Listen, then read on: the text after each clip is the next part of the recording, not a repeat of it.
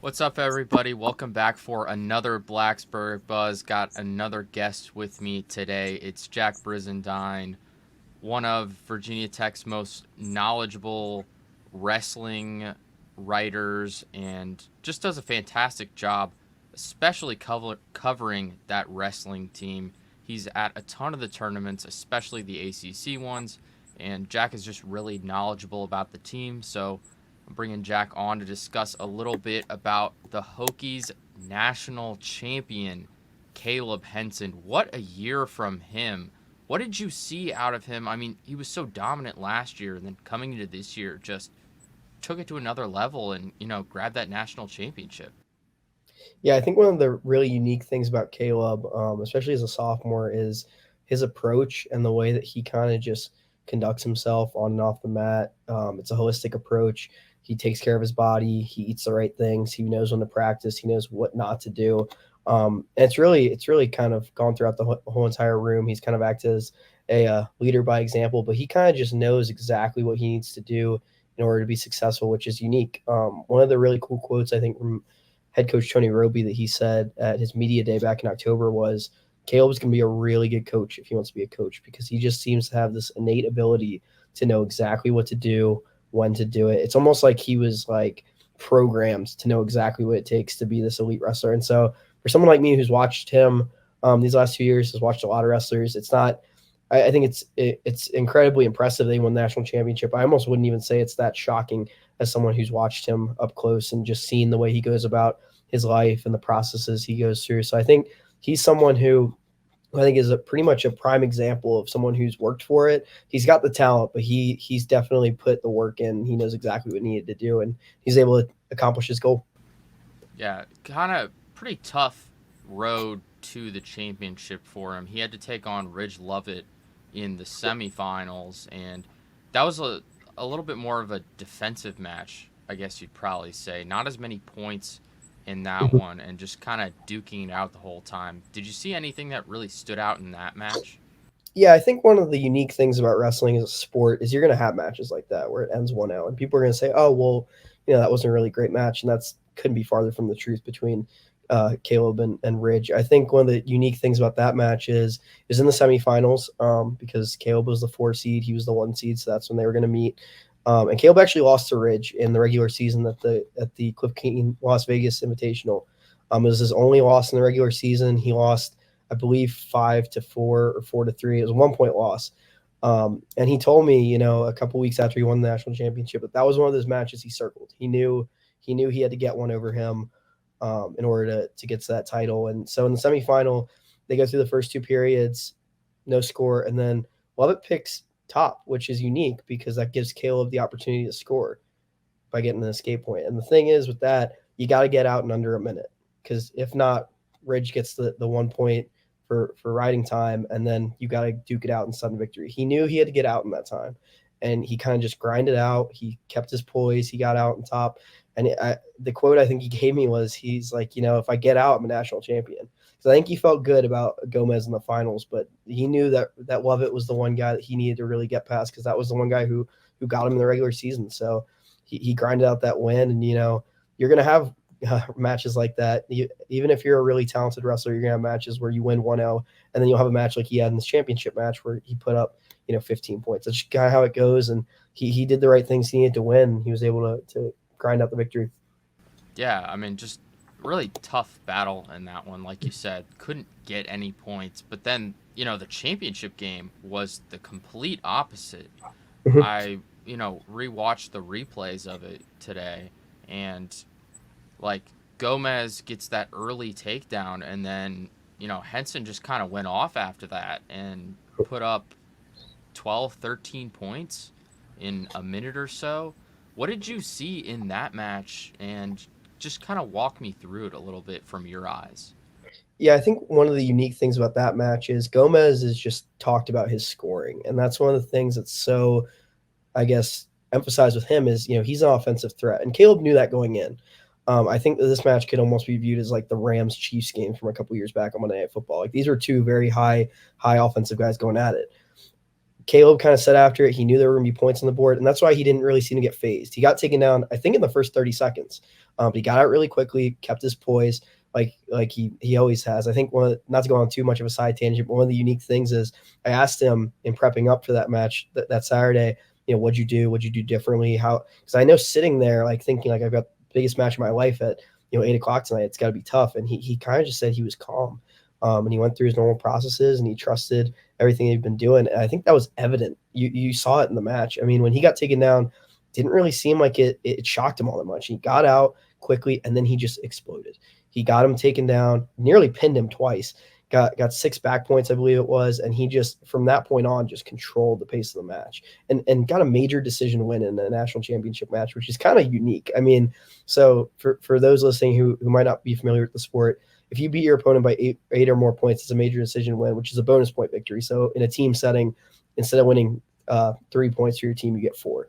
And to do that in the biggest match of his life is a pretty unique thing. So I think that just speaks to his preparation. It speaks to his poise. It speaks to who he is as a wrestler. And I think that, I don't think anyone who was watching him was shocked that he didn't get thrown off by that early score. I think everyone who knows him and has watched him knew that wasn't going to discourage him, and he showed why. Yeah, you said didn't get shocked, and I find that stands out because, Mm-hmm. it was such an early takedown, almost right off the rip, and then flipping it around and just exploding, like you said. I mean, he put up a bunch of points. He made that comeback almost immediately, just a few Mm-hmm. seconds later, and then he kept going. He got a couple near falls and a couple takedowns and just took over early on. And then, like, the second period and the third period, a lot more defensive approach from him in many ways, especially really late in that third when I don't know if you recall where he kind of kept his fingers in bounds to keep the time Mm-hmm. winding down. What did you see with that move? Like that was a really heads up smart play from him to keep the clock winding down. Yeah, that's one of those things. I think, I mean, he kind of displayed it all in that match. I think he showed, he can score at will and he can also defend. And it's a really unique thing because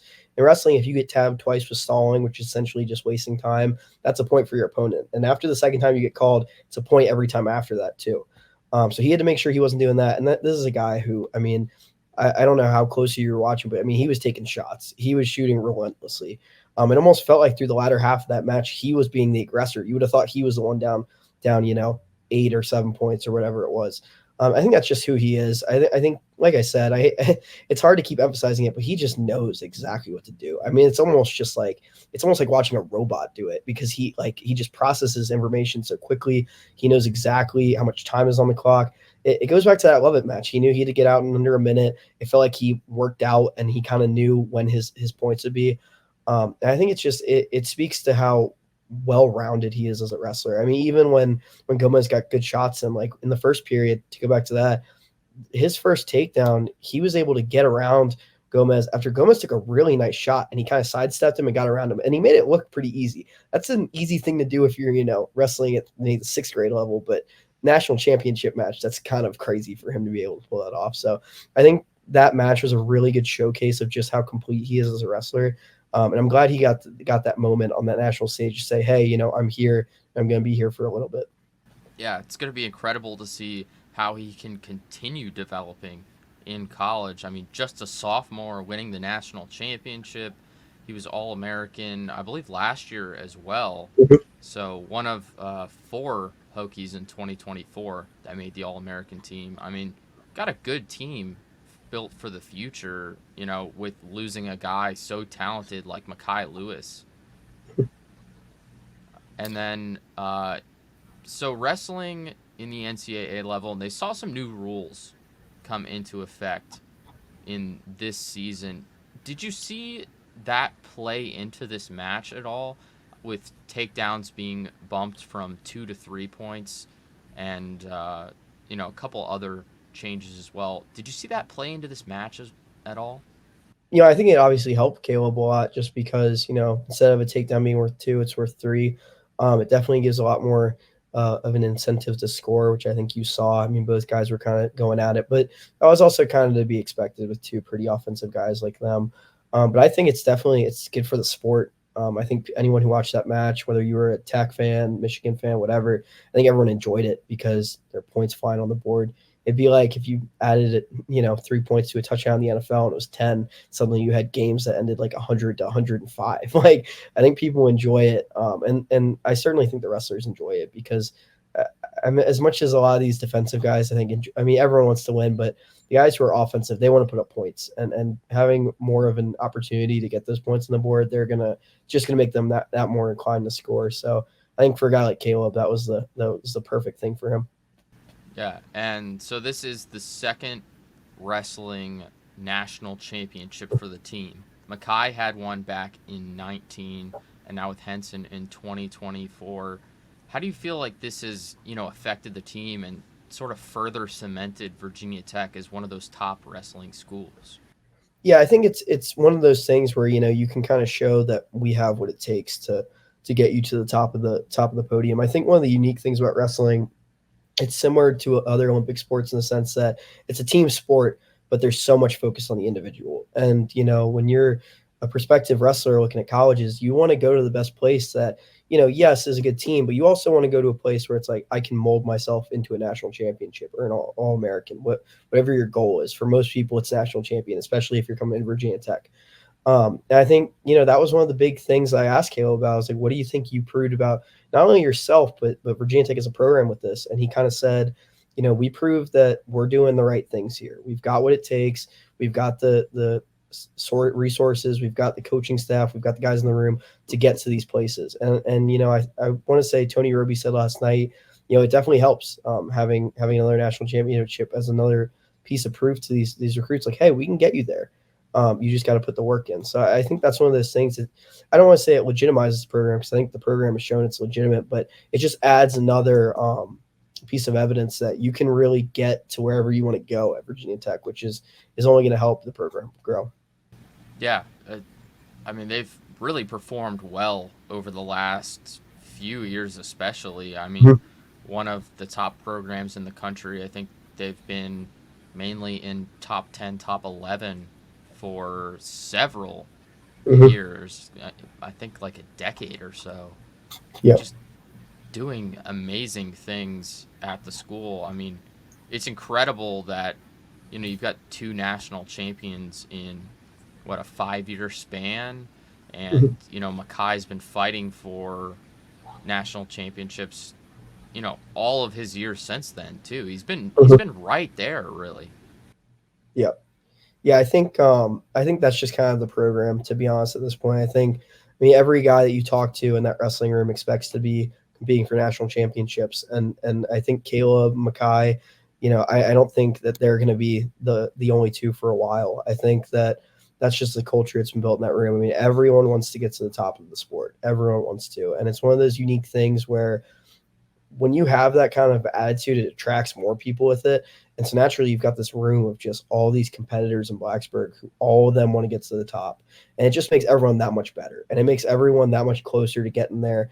And honestly, it's a testament to the culture that head coach Tony Roby and his staff, Jared Freyer, Jared Hott, and Cody Brewer, who just departed for Princeton. I think it's one thing to develop it. It's another thing to continue to keep it there and to foster it. And I think Virginia Tech wrestling has done a really good job of that.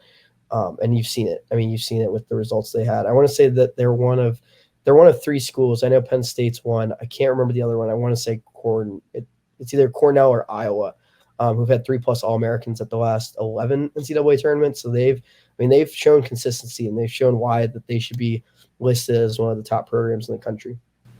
So you talked about that continuation of the culture and continuing that Mhm. success. What do you see out of the Hokies that you know can show what they can do over the next couple of years? How do they continue their hot streak on the mats for several years to come? Yeah, I think it's kind of it's going to sound like a boring answer, I guess, but can kind of continue doing what they're doing. They've had some really, really good recruits come in over the last couple of recruiting cycles. I think just this past year, you know, You'll get some of the guys. Rafael Hippolito, he might start next year. He's got a jiu-jitsu background. He's really good. Sonny Sasso at 197, he showed a lot of promise this year. I want to say he beat like 3 guys in the top 20 in December. So I mean, from a true freshman, that's kind of crazy. And he redshirted. Jimmy Mullen at heavyweight. You've got some really good wrestlers who I think are coming here and they understand and they don't leave. I think they don't leave because they see it there and they're like, shoot, I can actually get to where I want to go. And you also look at in the transfer portal. I mean, Virginia Tech Wrestling just picked up Connor McGonigal, who's going to be the 133 starter next year as of right now, who was ranked in the top 5 last year or 2 years ago rather, before he lost the job to Ryan Crookham, who, for those who don't know on that situation, that's kind of like when Jalen Hurts lost his job to Tua Tagovailoa. Like I think Oklahoma was pretty excited to get Jalen Hurts. This guy's not a bad wrestler because he lost his job at Lehigh. Like he is a very good wrestler. So, and then you get Lennox Wallach at 174 to replace Mikhail Lewis. Like people are starting to take notice, and Virginia Tech's becoming a destination for some of these really good wrestlers to come, and it's only going to make the team that much better. The culture is going to keep growing because that culture, like I said, is all about getting to the top. It's about making each other better. It's about getting everyone to their goals and developing them as people and as wrestlers. And I think that team has probably done that just about as well as any other program in the country. So, I mean, I think that they're just going to continue to build as long as they keep bringing in these guys and they keep having these guys who have been here continue that culture. Yeah, yeah, dude, awesome stuff, man. That was that was a fantastic answer to that question. That was a lot of fun to listen to, honestly. And kind of building off of that in a way. So we've talked about, the team success and Henson's success this year. What have been your favorite moments covering Hokie wrestling over the past couple of seasons? What stood out to you? That's tough. I think the easy answer is when Sam Latona took down Jacob Camacho in 2021. I'm pretty sure to seal that duel. That was pretty neat. Obviously Henson's Natty's up there. I was still in high school when Mackay won the Natty, and I was watching, but I didn't have as intimate of an understanding of this team now that I do. I don't know. That's tough. There have been a lot of really cool moments, but those two stand out. I think just following this team and watching it grow. Because I mean, when I started covering 4 years ago, it was still a good program. It's always been a good program, but you've seen them sort of keep inclining on these last couple of years. So it's been cool to see. It's been really neat to see the guys who have come through. It's awesome talking to these guys because they all seem to be chomping at the bit to get to the top of the podium and just be as successful as they can be. And it's such a team of great guys. I mean, that team is just so easy to root for. They work so hard. They're all just upstanding dudes. It's such a fun team to watch and get behind. I think that's why the fan base for Virginia Tech Wrestling is so engaged because that team is just so easy to root for. It's just such a fun team to watch. And I definitely will continue to watch whether I'm covering them or not in the future. And you also spoke about how great the athletes are as people. Have there been any athletes that have stood out to you over your time covering the team that either you've just been able to build a great relationship with or you have a different rapport with? Is there any one person that stands out to you or just the team as a whole? I think the team as a whole is great. Like I said, I mean they're kind of all bought into this vision of being the team that they want to be. And naturally, I think Virginia Tech as a program recruits those kind of guys. So I don't want to say they're all like the same person, but they're all very similar. They're all great dudes. They're all super nice. They all give great answers. I think one of the people that I've really appreciated getting to know is head coach Tony Roby. Just talking to him the last 4 years, and I'm super appreciative of how open he's been with me, even as far back as when I was a freshman. Super thankful to Ethan Gigi for getting me the access to these guys. It's been great. I absolutely love talking to these guys. I wrestled when I was younger, like super little, like middle school. But I've had a lot of friends who continued wrestling, so I follow the sport a lot. So it's neat to meet some of these guys that I watched in high school and get to tell their stories. And they're great dudes, and they deserve to have their stories told because some of these guys, basically all of these guys, have had crazy paths to get here, and they all work super hard. So it's been super fun getting to know this team. Speaking on their stories, are there any, similarly that have stood out to you? Are there any stories that you feel like everyone should know about? Yeah, I mean, I think, like I said, they all have really unique stories. Um, just thinking of a couple, I interviewed Andy Smith a couple years ago, and one of the cool things that he told me was like, they had to do, I think, a presentation in high school about what they want to do in the future, and he said he wanted to be a Virginia Tech wrestler. And when he said that, he was like, "Yeah, that was a pipe dream. I didn't think I was going to do it." And here he is, one of the top ranked wrestlers in the country. Just thinking back, I wrote a feature on Caleb Henson recently that is at the top of my mind right now, where he didn't win a lot of matches his first year wrestling, and he, I think, asked for a blender for Christmas one year so he could make smoothies or something like that. And like Sam Latona is someone who I think about too. I wrote a feature on him. He's someone who, when he got to Virginia Tech, he didn't enroll early, but he was practicing with the team in high school because he just wanted to get to the program as soon as possible. There's just so many good stories on that team, and they're all just such hard workers. So yeah, there's a lot of really great stories out there. I know I'm missing a couple, but those are the first ones that came to mind. I guess if anyone's listening who hasn't watched college wrestling or VT wrestling, I would definitely encourage them to get into it. It's a fun sport. It's kind of addictive once you start to follow it and like really pay attention to it. So it's one thing I would definitely encourage everyone, if you haven't, to come to a match in Castle, or if you can, go to the match in Moss, because it'll get you hooked, and you'll start to really buy in and really get addicted to the sport, because it's a fun one to follow.